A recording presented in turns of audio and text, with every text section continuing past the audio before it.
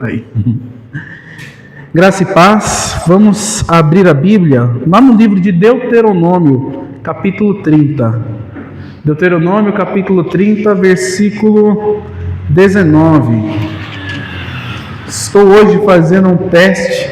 Se der certo, essa pregação vai estar aí na internet. Só que com microfone de lapela, vamos ver se dá tudo certo. Deuteronômio capítulo 30, versículo 19. Vai dizer assim, ó: Hoje tomo o céu e a terra por testemunhas contra vocês, que lhes propus a vida e a morte, a bênção e a maldição. Escolham, pois, a vida para que vivam, vocês e seus descendentes, amando o Senhor seu Deus, dando os ouvidos à sua voz e apegando-se a Ele, pois disto depende a vida e a longevidade de vocês. Escolham a vida para que habitem na terra que o Senhor, sob juramento, prometeu dar aos pais de vocês, a Abraão, Isaque e Jacó. Amém? Esse é um texto muito profundo, é um texto muito forte, porque ele vem embasando tudo aquilo que a gente vem escutando nos últimos dias, que Deus ele dispõe para nós da bênção e da maldição. Então nós entendemos que são dois caminhos, um de bênção e o outro de maldição. Ontem eu estive lá no Soberana e eu citei um versículo de Provérbios que vai dizer assim: há caminhos que para o homem lhe parecem bons, mas o seu fim são fins de morte, o seu fim conduz à morte. E nada melhor do que Deus para poder disciplinar aquilo que vai conduzir à vida ou aquilo que vai conduzir à morte. Quando nós lemos isso aqui, que Deus ele toma por testemunha contra aquele povo, que ele colocou, que ele propôs a vida e a vida, que é a bênção, e a morte, que é a maldição, e ele diz: escolha, pois, a vida, para que vocês vivam, e olha, habitem na terra que foi jurado, foi prometido. E ele vai dizer que a escolha da vida é amar a Deus, dando ouvidos à sua voz e apegando-se a Ele, pois disso depende o quê? A vida e a longevidade daquele povo.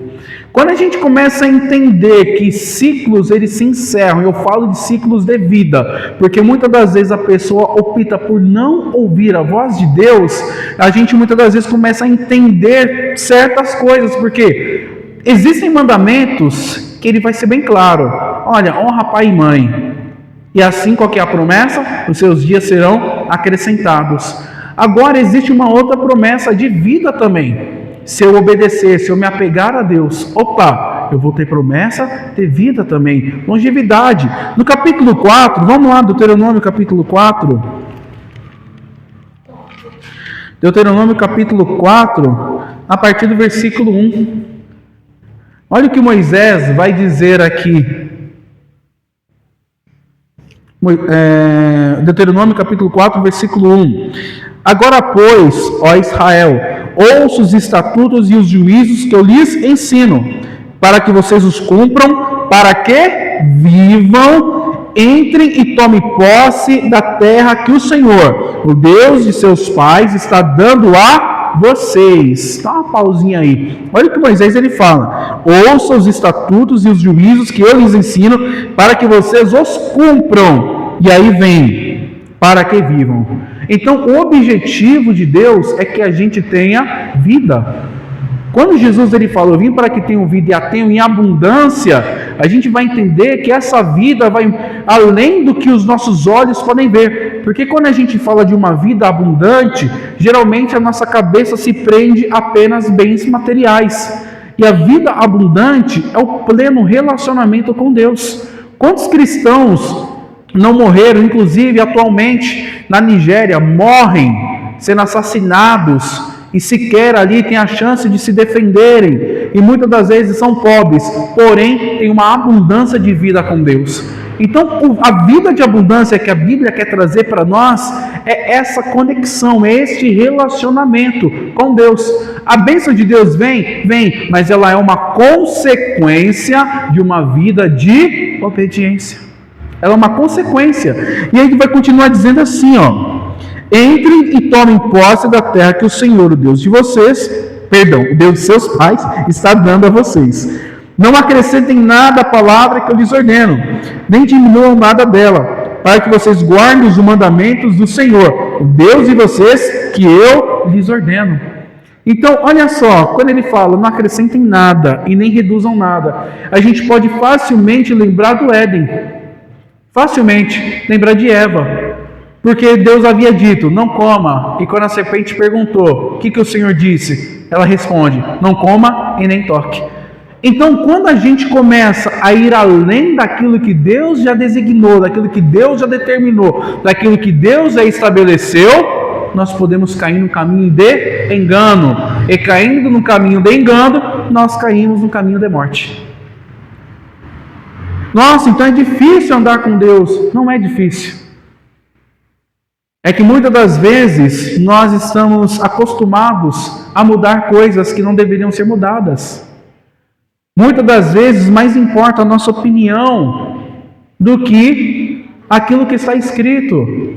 Certa vez eu fui falar com uma pessoa sobre questão de divórcio e fui falar exatamente o que estava escrito. E a pessoa cristã disse assim, mas nesse ponto cada um tem o seu ponto de vista.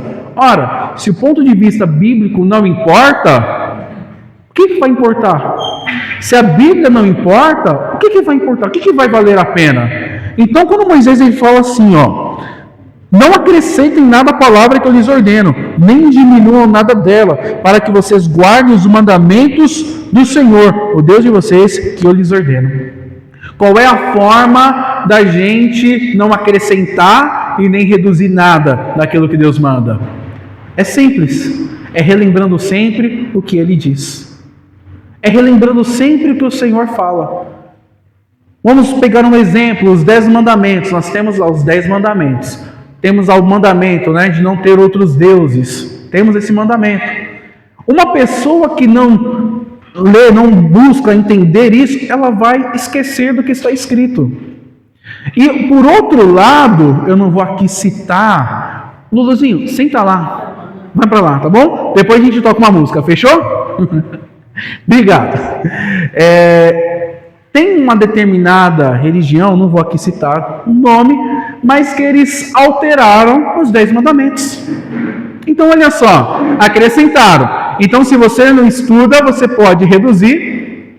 Se você não estuda, você pode acrescentar. Isso por meio do quê? Coisas da cabeça da gente. Então, a Bíblia, ela é escrita e ela eterniza palavras. A Bíblia, ela é escrita e ela eterniza palavras. Então, quando Moisés ele fala sobre isso, a tradição, a transmissão do Pentateuco, quando Deus ele manda Moisés escrever, Deus fala, escreve, põe isso em letras, é para que justamente isso não se perdesse na mentalidade do povo de Israel.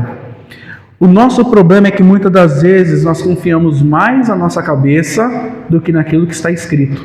E muitas das vezes achamos que o melhor é aquilo que vem na nossa mente do que permanecer naquilo que está escrito.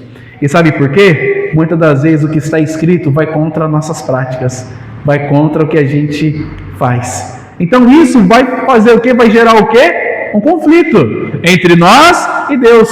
O apóstolo Paulo vai falar sobre isso em Gálatas, capítulo 5. Ele vai dizer, olha, o espírito luta contra a carne luta contra o espírito, para que vocês não façam o que querem. Então ele deixa bem claro que nós não temos querer, mas domina aquilo que nós alimentamos, aquilo que nós fortalecemos. Se eu fortaleço a minha vida em Deus, no Espírito, como diz lá em Deuteronômio 30, apegando-se a Ele, tem até acho que é um salmo que vai dizer, porque a mim, é um salmo, Salmo 91, se eu não me engano, porque a mim se apegou com amor, eu o livrarei e o colocarei no alto retiro, no lugar seguro. Então quando eu me apego com amor a Deus, quando eu me apego de verdade a Deus, Ele vai ter um local seguro e um livramento para mim. Quantas pessoas nós não ouvimos testemunharem da seguinte forma: eu estava indo para tal lugar, de repente algo falou para mim, desce para tal rua, e quando desci aconteceu uma tragédia na rua que eu ia passar. Quantos livramentos nós não ouvimos assim? Mas são de pessoas que aprenderam a se apegar a Deus com amor. E era o que Moisés está dizendo aqui, ele vai continuar dizendo, olha só, versículo 3: com seus próprios olhos vocês viram o que o Senhor fez por causa de Baal-peor, pois o Senhor, seu Deus, eliminou do meio de vocês todos que seguiram Baal-peor. Porém vocês que permaneceram fiéis ao Senhor, seu Deus, todos estão hoje vivos. Olha o que a Bíblia está dizendo. Deus, ele preservando a vida daquele que permanece fiel. E quero que você entenda uma coisa: a vida com Deus é muito além dessa vida física. Às vezes a gente acha que quando a Bíblia fala de vida, é apenas aqui, nessa terra, nesse momento aqui. Mas a gente vai entender que vida com Deus vai muito mais além do que isso. E a vida que Deus, ele promete, vai muito além da vida que nós temos aqui. Olha o que ele vai continuar dizendo, versículo 5: eis que lhes tenho ensinado estatutos e juízos como o Senhor meu Deus me ordenou, para que vocês os cumpram na terra que passarão a possuir. Vamos prestar atenção só no detalhe nesse versículo.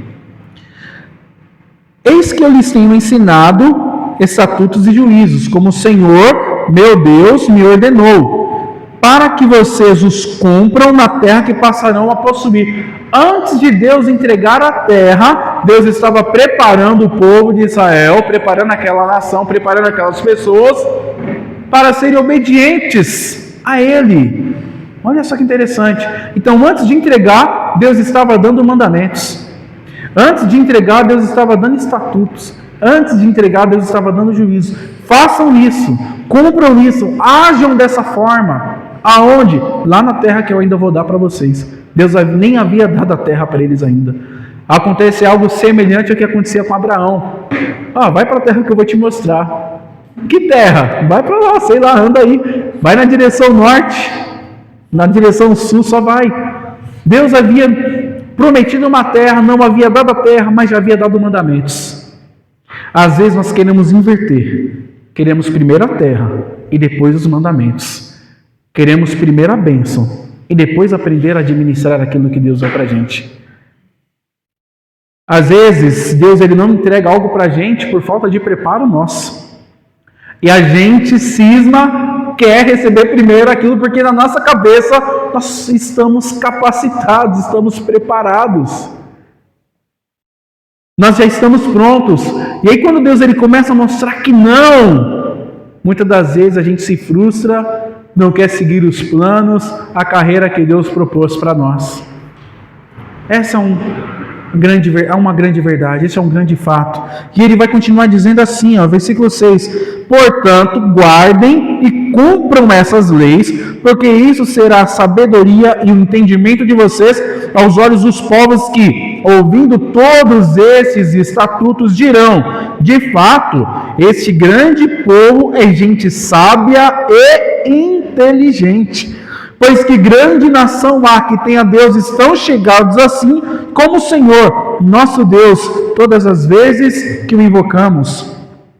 E que grande nação há que tenha estatutos e juízos tão justos como toda esta lei que hoje eu lhes proponho. Olha que palavra forte. Deus estava preparando o povo antes de entrar na terra, porque quando o povo chegasse na terra, eles saberiam muito bem o que executar. E eles estando na terra, a interferência dos vizinhos não faria um mínimo sentido para eles. Sabe por que muitas das vezes nós somos influenciados por outras pessoas? Porque nós estamos deixando de nos influenciar pela palavra. Porque nós estamos deixando de observar os mandamentos. Nós estamos deixando de observar aquilo que está escrito. Isso aconteceu com o povo de Israel. E Oséias vai relatar muito bem isso. Vamos lá para o livro de Oséias? Oséias, capítulo 6.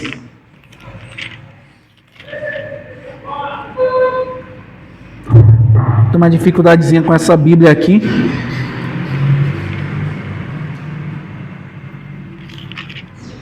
O livro de Oséias é um livro pequeno.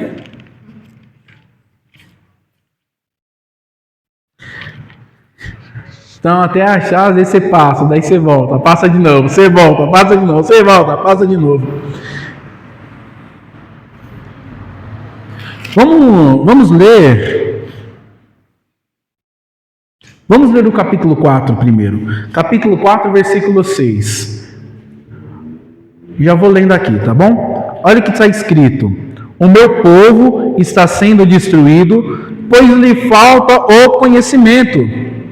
Pelo fato de você, sacerdotes, rejeitarem o conhecimento, também eu os rejeitarei, para que não sejam mais sacerdotes diante de mim. Visto que se esqueceram da lei do seu Deus, também eu esquecerei dos seus filhos. Preste atenção um instante aqui. A Bíblia está dizendo que o povo estava sendo destruído por falta de conhecimento. Mas o pessoal já não conhecia a lei? O pessoal desde a época de Moisés já não sabia o que era certo e o que era errado? Se você conversar com um judeu, ele vai falar para você que tem 613 mandamentos, não sei quantos mandamentos positivos, não sei quantos mandamentos negativos. Ele vai te explicar sobre o sábado, que hora você começa o sábado, que hora você termina, o que você pode, o que você não pode. E por que Deus está dizendo, olha, o meu povo está sendo destruído porque falta o conhecimento? Por que Deus está dizendo isso? No capítulo 6 nós temos essa resposta. Vamos lá, capítulo 6, versículo 1. Olha o que vai dizer. Venham e voltemos para o Senhor, porque Ele nos despedaçou, mas vai nos curar. Ele nos feriu, mas vai atar as feridas. Depois de 2 dias nos dará vida. Ao terceiro nos ressuscitará e viveremos diante dele. Conheçamos e prossigamos em conhecer o Senhor. Como amanhecer, a sua vinda é certa. Ele descerá sobre nós como a chuva fora de época, que rega a terra. Olha só que coisa profunda. Aqui nós temos já uma visão da vinda do Messias, de Jesus. Ao terceiro dia, ele nos ressuscitará. Nós viveremos com ele. Jesus ressuscita ao terceiro dia. Só que agora é usado a seguinte frase: conheçamos e prossigamos em conhecer ao Senhor. Então a gente entende que conhecer é um passo que envolve muito além de um conhecimento teórico. Eu disse isso essa semana, eu vou repetir. Jó 42, 5. Jó, capítulo 42, versículo 5, vai dizer assim: eu te conhecia só de ouvir, agora os meus olhos te veem. Conhecer a Deus vai muito além de uma base teórica, ela é uma prática. É por isso que a Bíblia vai dizer, apegando-se ao Senhor, porque disso depende a vida e a longevidade de vocês. Então, não importa, a Glória até usou isso de manhã, ela falou que não adianta você conhecer a palavra se você não praticar. Tiago vai dizer isso, não seja apenas ouvintes, mas praticantes. E quando eu pratico aquilo que Deus ele ordena, aquilo que Deus ele fala, eu vou alcançar vida e vou ter longevidade. Sabe o que Jesus ele fala? Hoje a gente está lendo bastante a Bíblia, né? Graças a Deus. João capítulo 17. Vamos lá para o Novo Testamento. João capítulo 17. Versículo 1. A gente já vai voltar a falar um pouquinho sobre Oséias, mas vamos ler aqui o Evangelho de João capítulo 17. Versículo 1. Olha o que vai dizer, já vou lendo. Depois de dizer essas coisas, Jesus levantou os olhos ao céu e disse: Pai, é chegada a hora. Glorifica o teu Filho, para que o Filho glorifique a ti.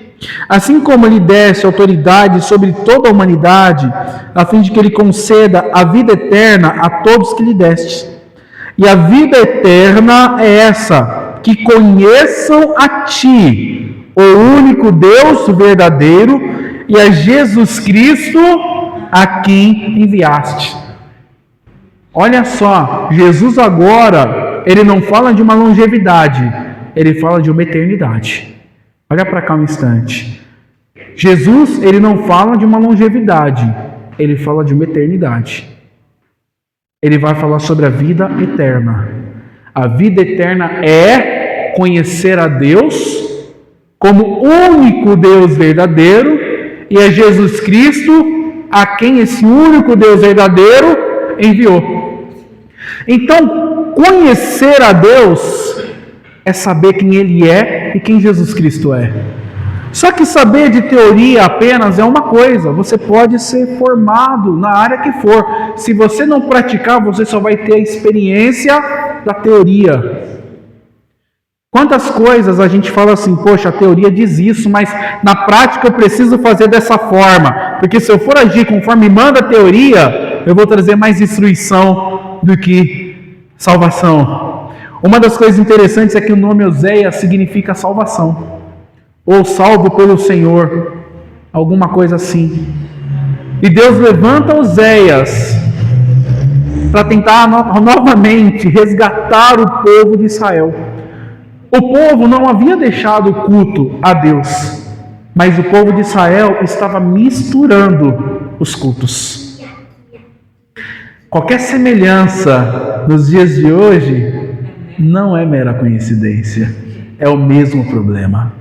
É exatamente o mesmo problema. Quando a igreja ela começa a defender alianças do mal com espíritos e entidades maléficas sob uma ótica de que está tudo certo da forma que eles encontram Deus, nós estamos agindo igual o povo em Oséias. E isso revela um problema em nós, porque é sinal de que nós estamos deixando de observar os mandamentos, os estatutos, os juízos de Deus. E como consequência, nós estaremos misturando os cultos, como o povo de Israel fazia. Eu deixei até anotado, o culto era a Baal. E isso, nessa mistura que eles faziam, tinha diversas ofertas. Tinham sacrifícios de animais. Tinha também práticas sexuais. Porque até então Baal era conhecido como uma divindade cananeia da fertilidade. Então, tudo que era visto ali como uma questão de prosperidade, uma coisa que viesse ali trazer uma boa, aqui agora fugiu a palavra, mas uma boa colheita, ou algo bom na questão de filiação, fertilidade, essas coisas, eles atribuíam a Baal. E o povo misturava o culto a Deus com o culto a Baal. Tanto que a Bíblia vai dizer que tinha sacerdotes. A Bíblia vai dizer que tinha sacerdotes. A Bíblia não vai dizer que não tinha. A Bíblia vai dizer que Deus rejeitou os sacerdotes porque eles rejeitaram a aliança. Mas sacerdotes estabelecidos tinha. O culto a Deus não tinha deixado de acontecer. Mas o culto a Deus estava manchado pelas práticas pecaminosas do povo de Israel. Então nós temos ali, o que tinha lá, né? Eu vou deixar anotado aqui, sacrifícios e ofertas a Baal. O povo oferecia animais, alimentos, vinhos e outros produtos. Cultos nos lugares altos. Havia altares e santuários espalhados pelo território.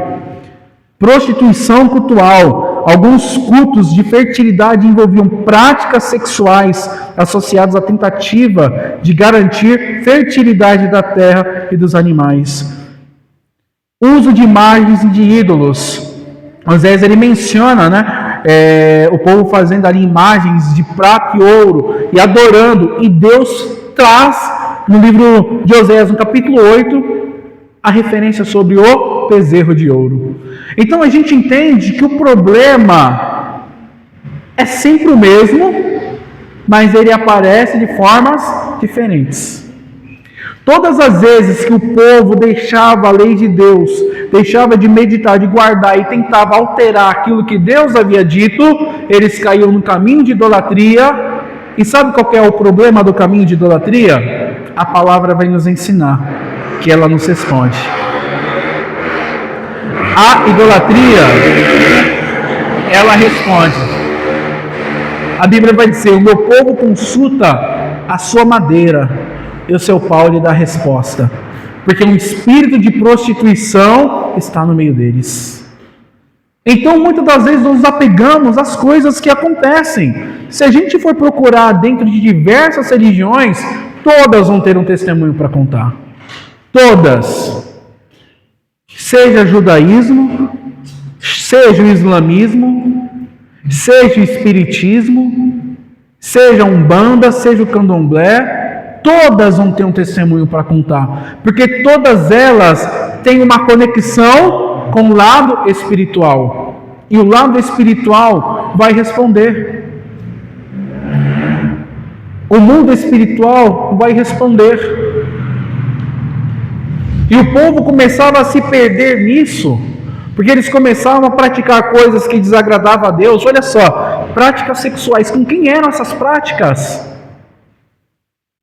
Com quem eram essas práticas que aquele povo oferecia a Baal? Será que eram com suas esposas? Ou será que eram com pessoas escolhidas ali? Vamos juntar uma galera e tentar ofertar algo aqui para ver, né, a questão de fertilidade da terra, fertilidade do povo. O que era oferecido? O apóstolo Paulo, ele fala uma coisa muito bacana. Vamos ler o que Paulo fala? Romanos 12.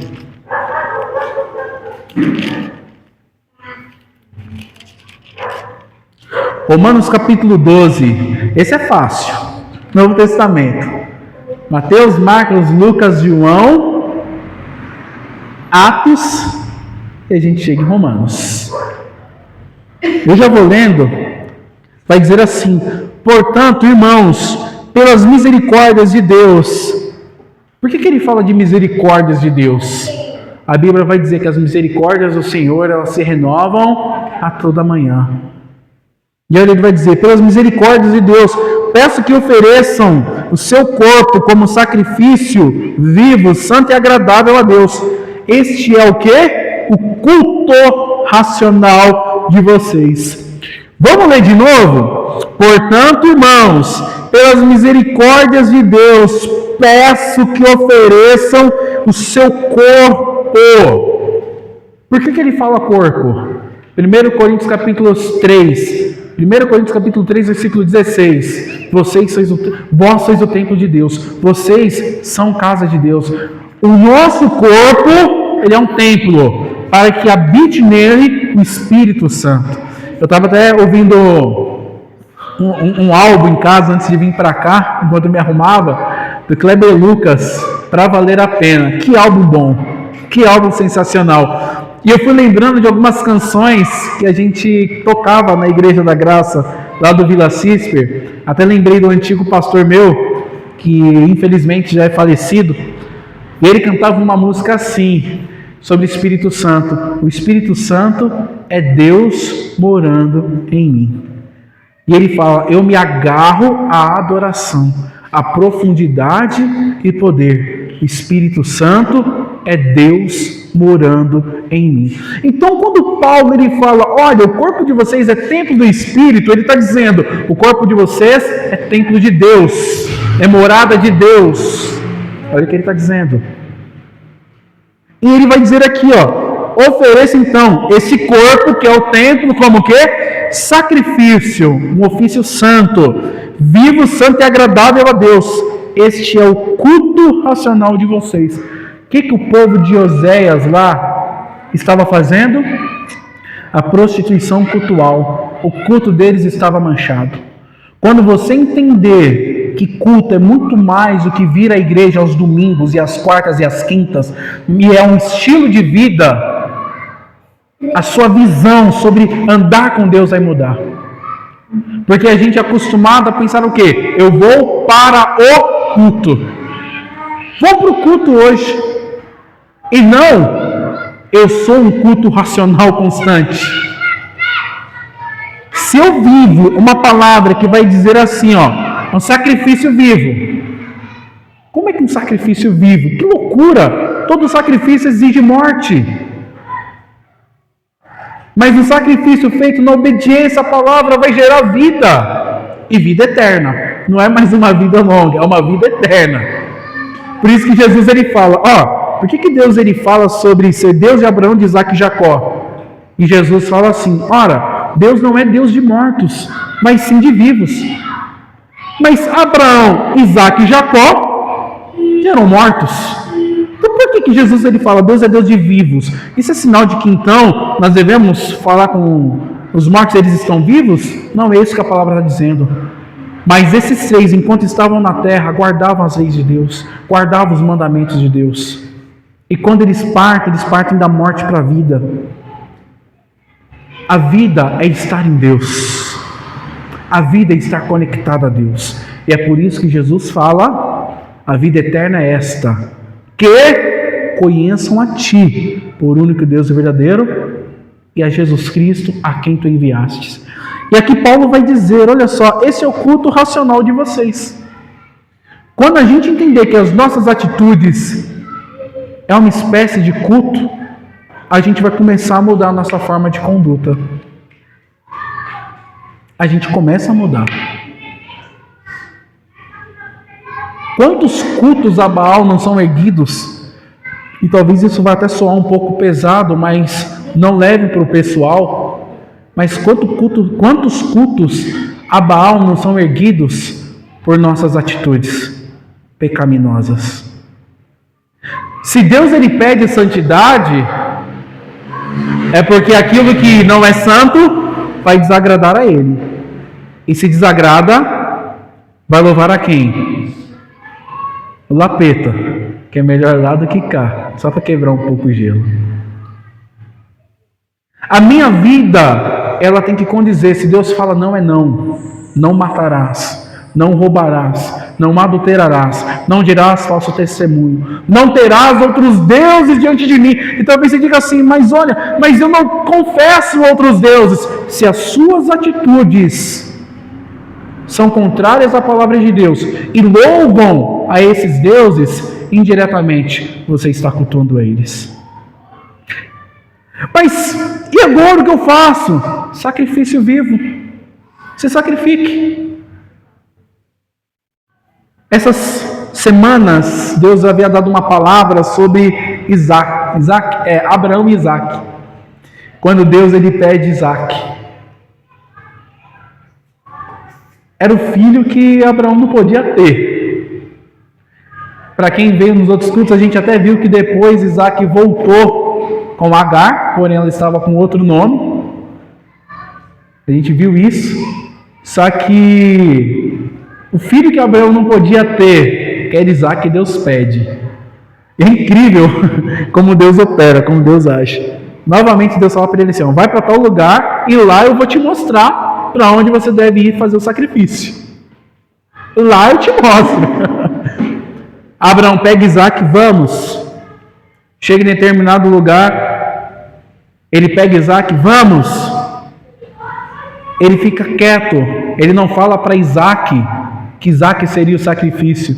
Quando ele chega, ele fala, Isaac, o sacrifício é você. Ele amarra o menino, e na hora que ele vai sacrificar o menino, o anjo brada, Abraão, não lance as mãos sobre o menino, porque agora eu sei que você conhece a Deus, que você teme a Deus, e por causa disso, por causa da sua obediência, você vai ser grande, será pai de multidões.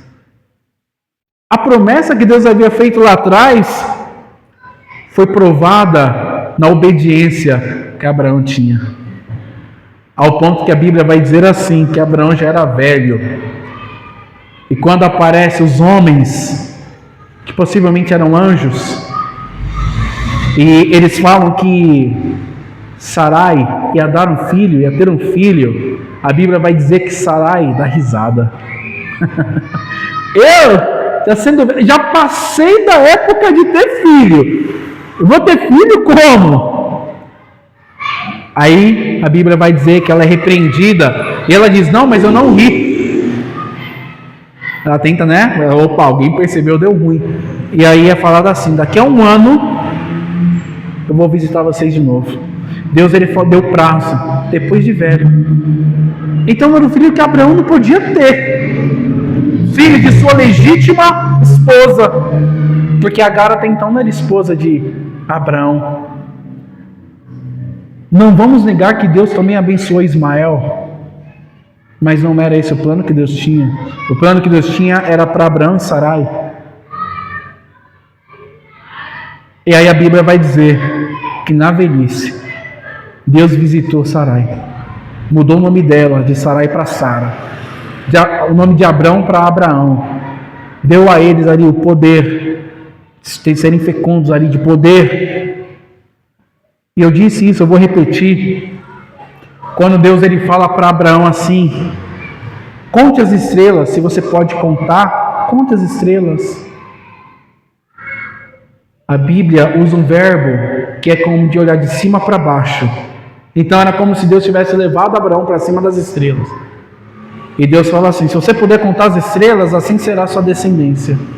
Por que Deus estava dizendo aquilo para Abraão? Vamos recapitular rapidamente. Deus manda Abraão sair da terra, da parentela dele, que era uma parentela corrompida pela idolatria. O pai de Abraão era idólatra. No livro de Josué vai narrar isso. O pai de Abraão era idólatra. Então era comum que eles olhassem para os astros e pensassem que eram o quê? Divindades.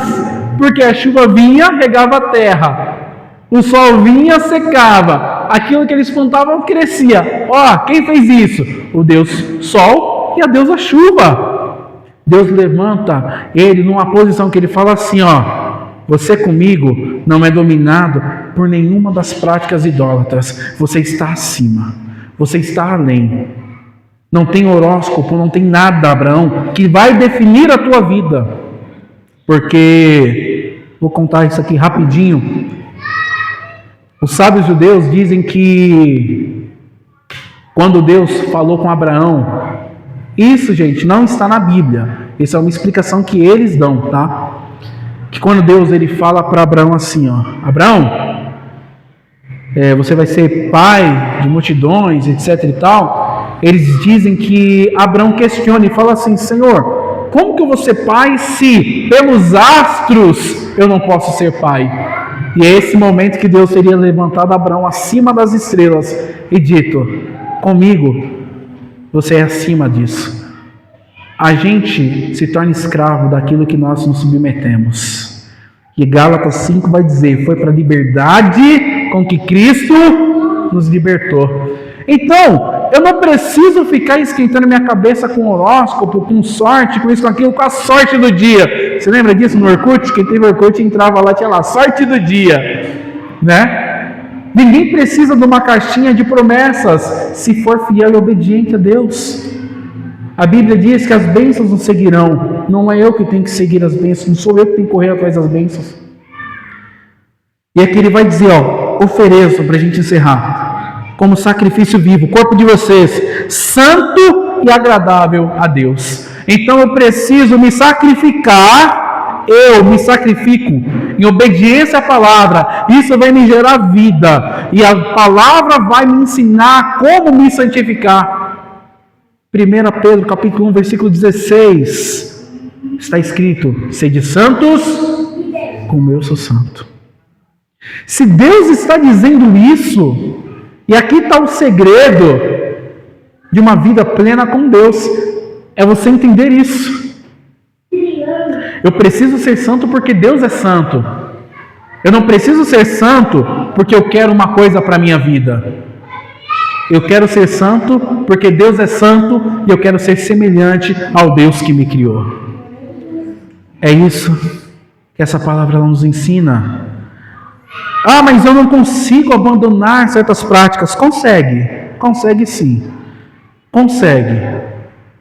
O antídoto está aqui, ó. Vamos voltar lá para onde a gente partiu. Deuteronômio 30.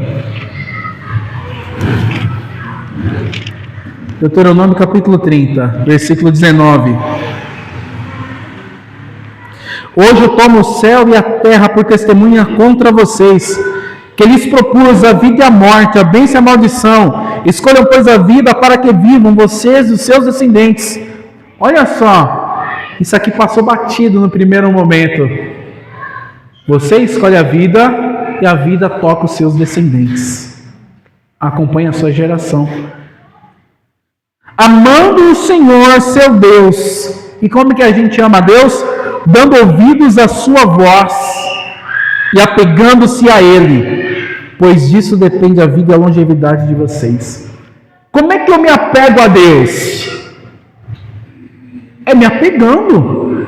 Gente, Deus ele me deu uma interpretação sobre dependência, porque muitas pessoas falam assim: estou dependendo de Deus, mas a pessoa não ora, a pessoa não busca, a pessoa não busca aquilo que agrada a Deus, ela simplesmente lança.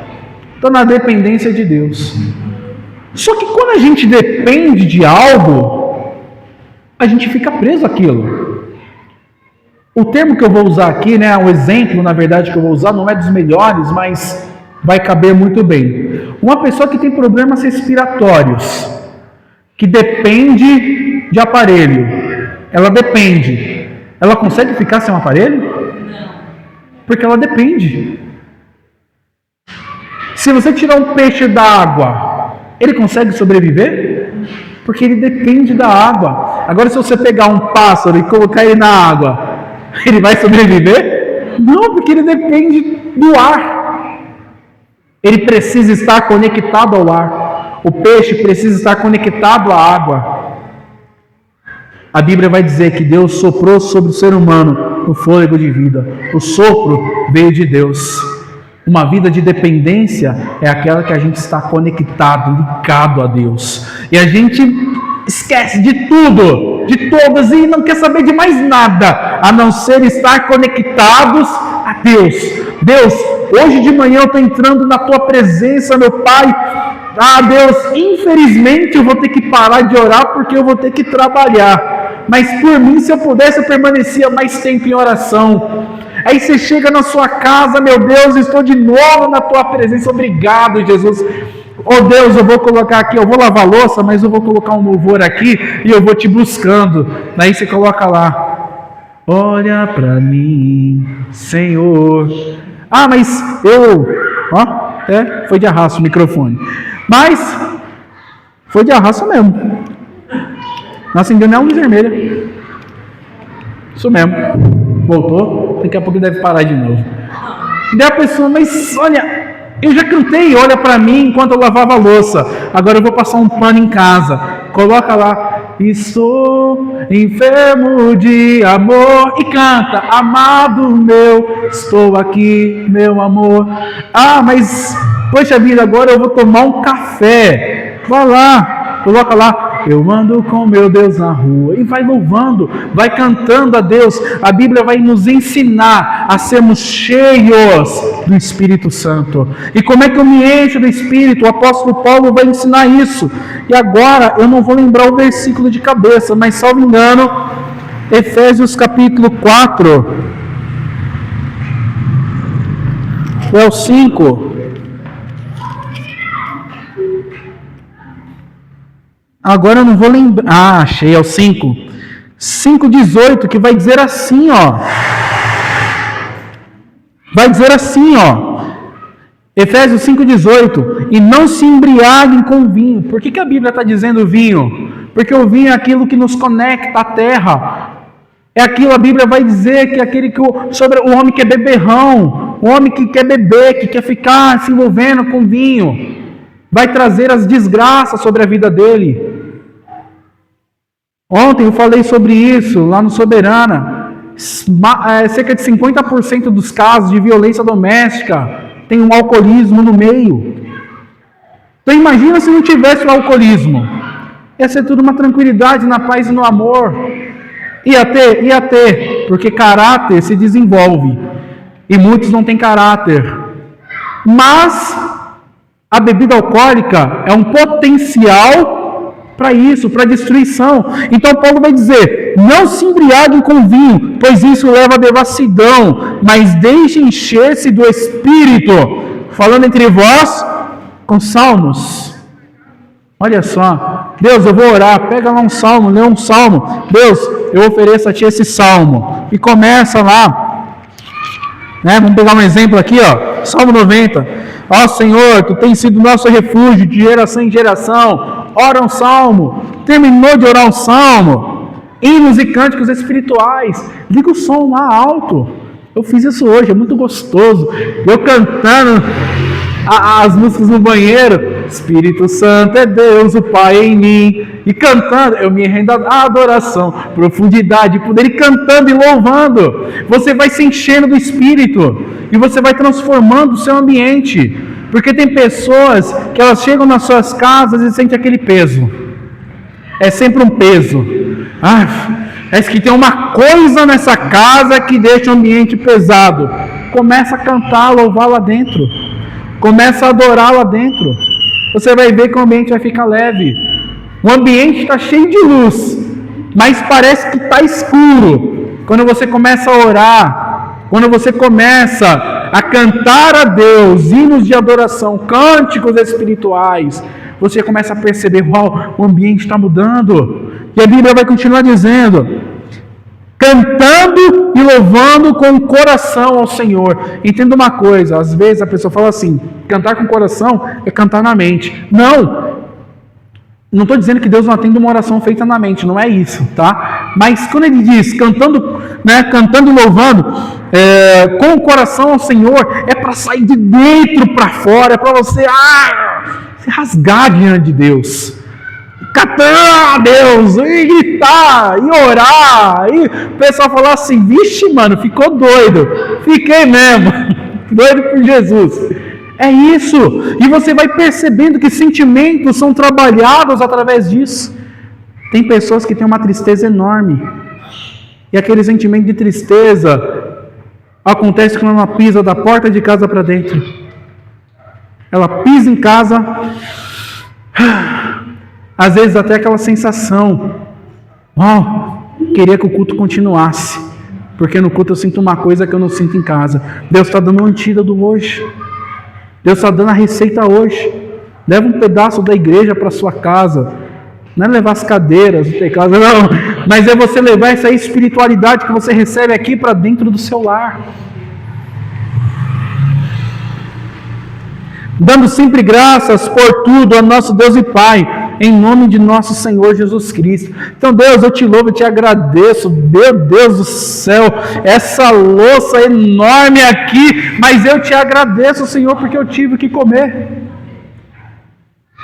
Senhor, nossa, tem que fazer comida, tá um frio, mas eu te agradeço porque eu tenho o que comer, eu tenho o que vestir.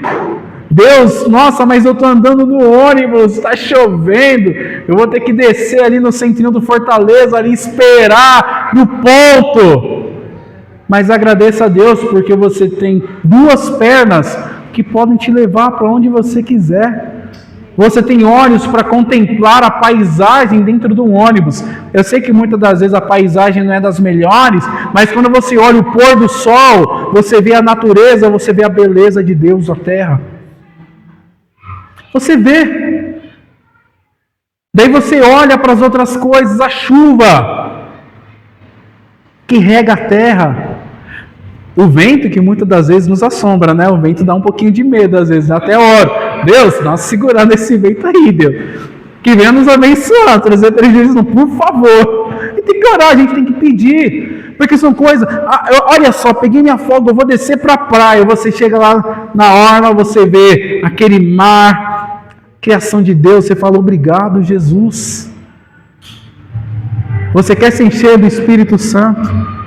É isso que você precisa fazer. Mas agora você fala assim: poxa, agora eu estou com tempo livre, eu vou dobrar os meus joelhos, eu vou falar com Deus. Eu não dobro os joelhos, mas eu oro em pé. Oro em pé, andando de um lado para o outro. Mas o importante é que você se agarre, se prenda ao Senhor que te criou. porque isso é depender dele. Aí você vai ver coisas acontecer que você vai falar assim, meu Deus, como? Como isso? Eu já contei para vocês aqui 2 testemunhos de batida de carro que ia dar um valorzinho aí meio alto, e Deus direcionou. Um fez o orçamento, deu quase 3 mil reais, ele falando assim para mim, eu estou tirando todo o meu lucro aqui, é só de material, os negócios, que eu falei, meu Deus. E ele falou assim, você vai ter que correr atrás disso. Eu falei, meu Deus, não é justo. Daí veio na minha mente, pega esquerda, foge desse trânsito. Encontrei uma outra funilaria, o cara olhou, isso aqui, traz tal hora que eu resolvo isso para você. Quanto ficou? Nada. Recentemente teve outra. Rapaz bateu, amassou umas partes do carro, do serviço, levando 800 reais para arrumar. O mais barato, 350. Daí eu falei, meu Deus, não é justo, eu tenho que pagar por isso. Daí apareceu um rapaz, vamos comigo ali. Pegamos o carro da empresa, fomos. Chegamos lá, rapaz, é só isso aqui? Traz na sexta-feira aí. Eu perguntei, né? E quanto que fica ele? Eu tenho uma amizade muito grande com fulano, que foi o fulano que me levou nesse rapaz. Ele falou assim, fique em paz, não vai te cobrar nada não. Então, eu estou trazendo para vocês, até mesmo quando houve uma alteração na minha escala, que abaixou os meus custos, Deus abriu uma outra porta de gravação que supriu aqueles custos. Mas isso é uma vida de dependência. E sabe qual que é a questão da dependência? É que você não sabe o que há de vir. Você passa pela situação, você clama a Deus e Deus te dá a resposta, a provisão. É isso. O que é guiado pelo Espírito não sabe para onde vai nem para onde vem. Dependência, igual o apóstolo Paulo, escrevendo para Timóteo com toda a fé do mundo. Permaneça naquilo que você foi ensinado, estando preso. Estando preso. E ele fala, combati o bom combate. Encerrei a... Imagina! Você guardei a fé. É ilógico, né? Você dentro de uma prisão lá escrevendo isso. Escrevendo e você fala assim, que carta é essa? Traga fulano. Fulano é importante para mim. Venha me visitar. Preso. Olha que loucura. Isso é acreditar na dependência, naquilo que Deus ele vai fazer. E sabe uma das coisas que eu acho muito bacana em Paulo? É que ele começa escrevendo Romanos assim, Paulo, servo do Senhor Jesus Cristo. Essa palavra servo quer dizer escravo. Ele fala, foi para a liberdade que Cristo nos libertou. Depois ele se coloca na posição de escravo. Você quer ser livre de verdade? Seja escravo de Jesus. Luta contra o seu corpo, os seus desejos pecaminosos. Isso vai te levar para um caminho de dependência. Aí você vai ver Deus de uma forma que você fala assim, uau, nunca vi desse jeito, nunca vi dessa forma. É assim. Essa é a palavra de hoje. Amém? Guarde ela no seu coração, mas mais do que guardar, pratica ela, coloca ela em prática e fala assim, Deus mío. Mas até em espanhol com Deus. Eu estou vindo na tua presença. Eu quero viver uma vida contigo apegado no Senhor em amor. Eu quero aqui hoje renunciar a todos os cultos que eu fiz, sejam consequentes ou inconsequentes, não, conscientes ou inconscientes. Eu estou renunciando, eu quero viver para ti, por ti, glorificar o teu nome na minha vida. E você vai começar a andar nisso. Aí você vai ver que tem coisas que você não vai nem precisar pedir para Deus. Ele vai simplesmente trazer. E vai ter coisas que você vai fazer igual eu, ousado. Deus, eu preciso saber disso. Até tal hora eu te peço. Se for depois, beleza, eu não estou aqui para dar ordem para o Senhor. Mas, se possível, até tal hora. Antes do horário que eu tinha falado, chegou todas as respostas. Mas isso é uma vida de dependência. E eu dependo de Deus quando eu oro, quando eu busco, quando eu me encho da presença dEle, quando eu me envolvo com a presença dEle. Aí, meu amigo, aí é estouro. Aí você voa. Aí você fala, meu Deus, se eu soubesse, eu tinha começado isso antes. E assim a gente vai vivendo com Deus. Amém? Essa é a palavra de hoje. Vamos aplaudir a Jesus. Amém?